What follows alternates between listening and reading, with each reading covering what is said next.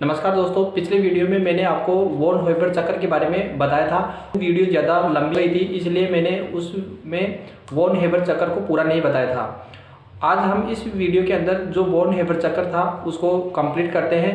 Von हॉइबर चक्र के द्वारा हम NaCl का जो निर्माण है वो किस प्रकार करते हैं वो आज हम समझेंगे। तो मैं केमिस्ट्री से संबंधित आपको जितने भी टॉपिक हैं वो धीरे धीरे एक एक करके मैं आपको पूरे टॉपिक में करूँगा। चलो अब हम देखते हैं वॉन हॉइबर चक्र पूरे।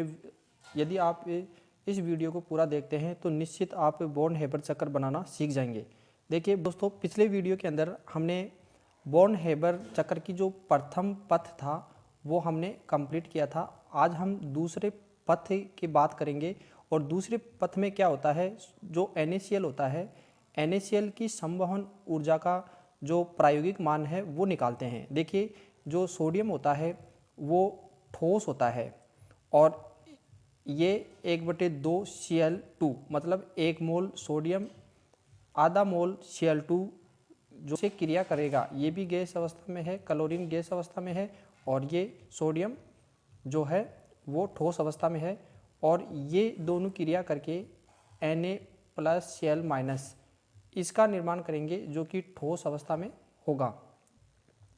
और साथ में देखिए दोस्तों, इसमें जो एनर्जी निकलेगी वो Q होगी। ये जो Q एनर्जी है यही क्या होगी, संवहन ऊष्मा होगी।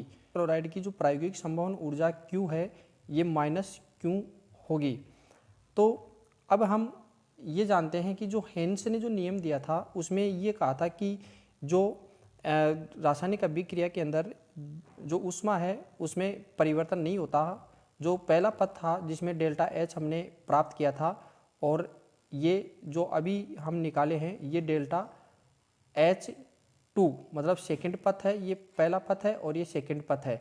दोनों जो पथ हैं वो बराबर होते हैं। ये हेन्स के नियम के अनुसार है जो कि हमने पिछले वीडियो में पढ़ा था। यदि आप पिछले वीडियो नहीं देखा है तो वो वीडियो देखेंगे तो आपको ये समझ में आएगा। डेल्टा H2 मतलब डेल्टा H1 और बराबर डेल्टा H2 जो सेकंड पथ है, इन दोनों के मान हम रखते हैं। आएगा, पहले हमने सोडियम जो धातु था उस सोडियम धातु को हमने गैसीय अवस्था में बदला था और गैसीय अवस्था में बदलने के लिए सब्लिमेशन एनर्जी की आवश्यकता थी जो कि S द्वारा हमने प्रदर्शित की थी।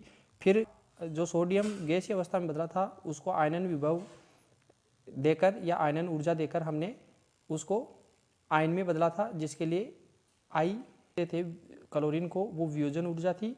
और उसके बाद में E-U ये पहला जो पद था उसके लिए एनर्जी है और इसके जो बराबर होगी वो -Q होगी।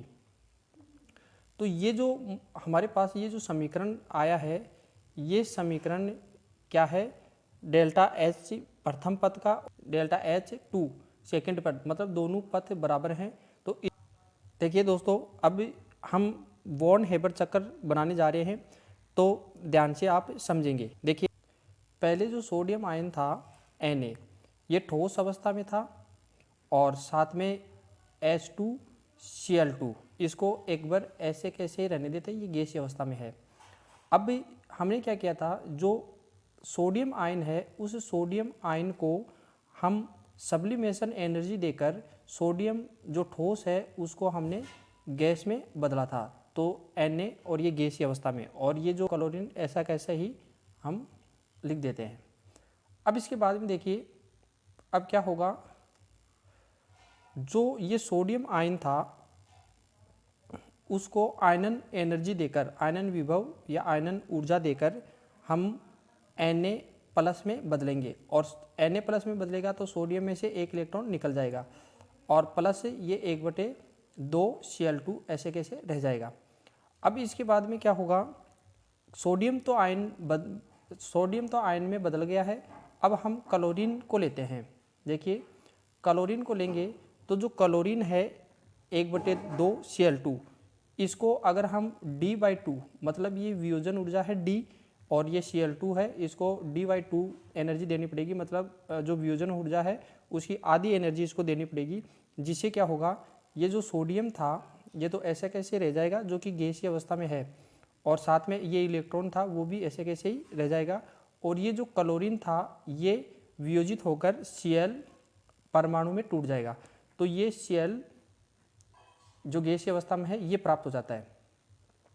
अब इसके बाद में क्या होगा, ये क्लोरीन था, ये क्लोरीन क्या करेगा, जो ये सोडियम के द्वारा जो इलेक्ट्रॉन त्यागा गया था उस इलेक्ट्रॉन को ये ग्रहण करेगा और उस इलेक्ट्रॉन को ग्रहण करके ये किस में बदल जाएगा, आयन में बदल जाएगा, Cl-। ये दोनों अब गैसीय अवस्था में है, दोनों क्या है, गैसीय अवस्था में है।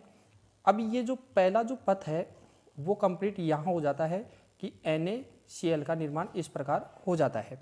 तो ये जो पथ था ये पहला पथ था, Cl जो गैसीय अवस्था में है इसको Cl- आयन में, मतलब आयन में बदलने के लिए इसमें जो ऊर्जा है वो निकलेगी, E ऊर्जा निकलेगी। फिर इसके बाद में ये NaCl में बदलेगा तो जालक ऊर्जा U निकलेगी। तो इस प्रकार ये पहला जो पथ था ये कंप्लीट होता है। और दूसरे पथ में हमने ये कर लिया था कि दूसरा जो पथ है उसमें NaCl का ही निर्माण होता है, किन से, डायरेक्ट किस में बदलेगा, इसमें।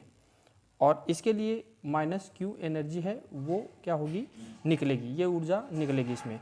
तो ये जो इधर से ये जो चल रहा है ये तो पहला पथ हो गया यहाँ आकर पूरा, और ये जो पथ है ये सेकंड पथ है, पथ फर्स्ट, और ये जो था पथ सेकंड। तो इस प्रकार हम ये जो NaCl के लिए वॉन हेबर चक्र बना सकते हैं। दोस्तों अगर वीडियो आपको अच्छा लगा है तो चैनल को सब्सक्राइब कर लें और नीचे जो बेल आइकन है उसको भी आप दबा लें ताकि आने वाले जो वीडियो हैं वो आपको सबसे पहले प्राप्त हो। Thank you for watching.